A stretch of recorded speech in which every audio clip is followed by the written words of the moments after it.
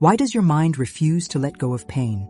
You can have 100 good days, quiet ones, soft ones, even happy ones.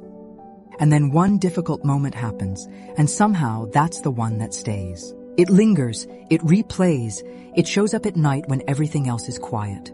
And it can make you question yourself a little bit, like, why does this still have a hold on me? Because it's not just a memory. It feels alive.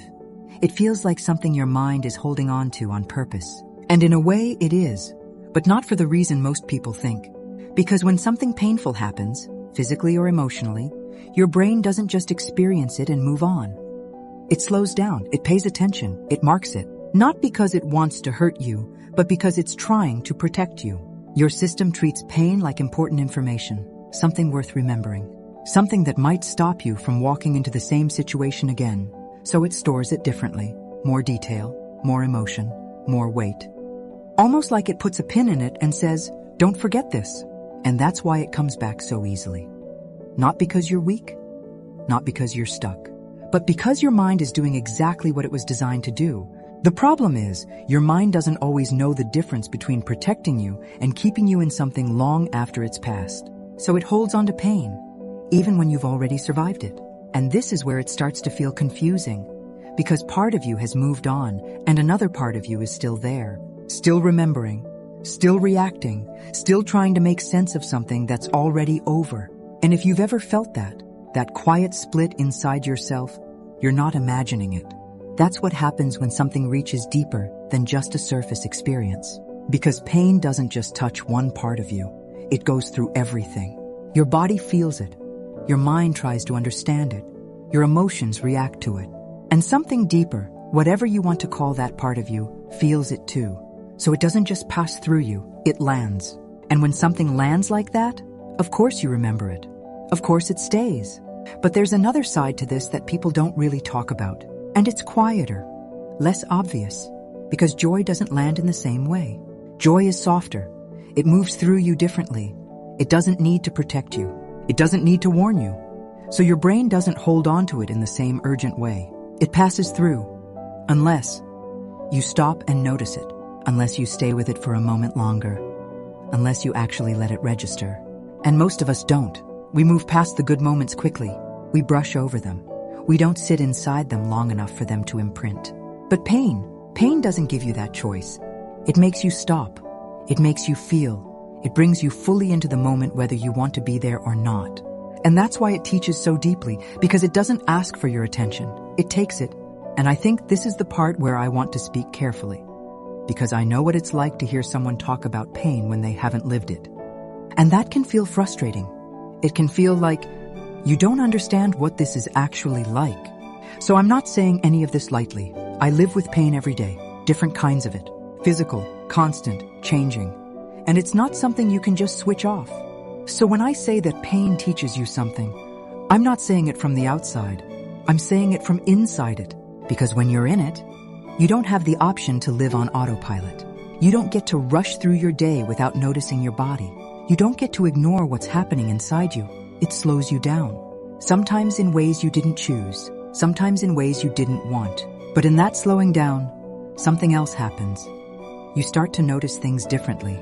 Your breath, small moments, the quiet, the simple things that most people move past without thinking. And over time, it does something to you. Not in a way that makes you smaller, but in a way that shows you what you're actually capable of.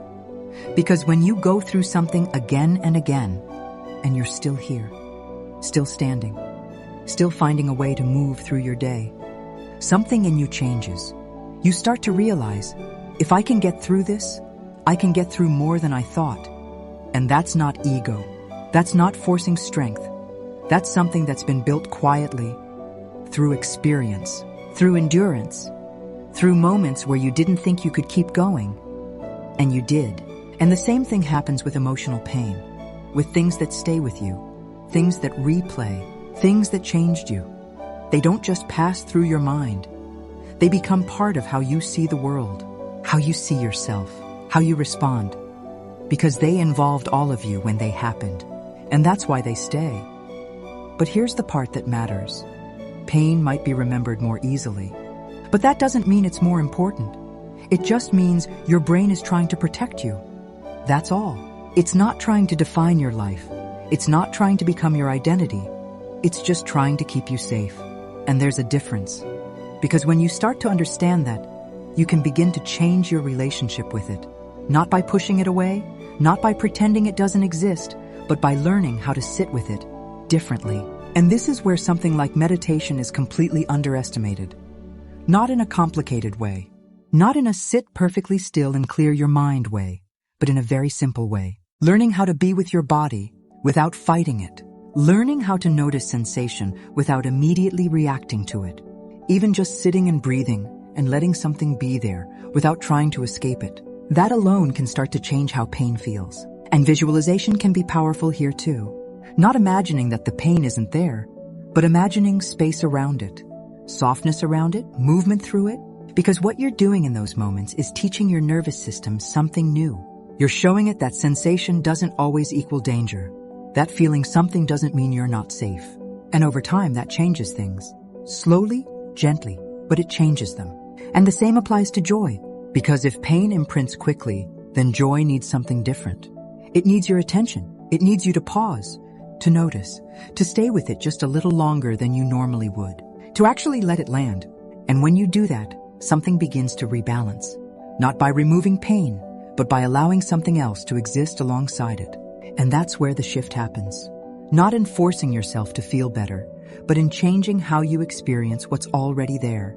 So if you've ever wondered why certain things stay with you, why your mind brings them back, why they feel so vivid, there's nothing wrong with you. Your system is doing what it was designed to do, but you're also not stuck with it in the way it feels. There is space to change how it sits inside you. There is space to soften it. There is space to understand it without being held by it. And maybe the most important part of all of this is this. Nothing you've been through was meaningless. Even the parts that were difficult.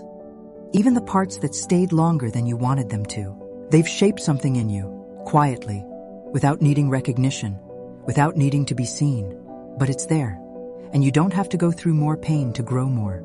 But if you have been through it, if you are going through it, there is something in you that already knows how to move through it, even on the days where it doesn't feel like it.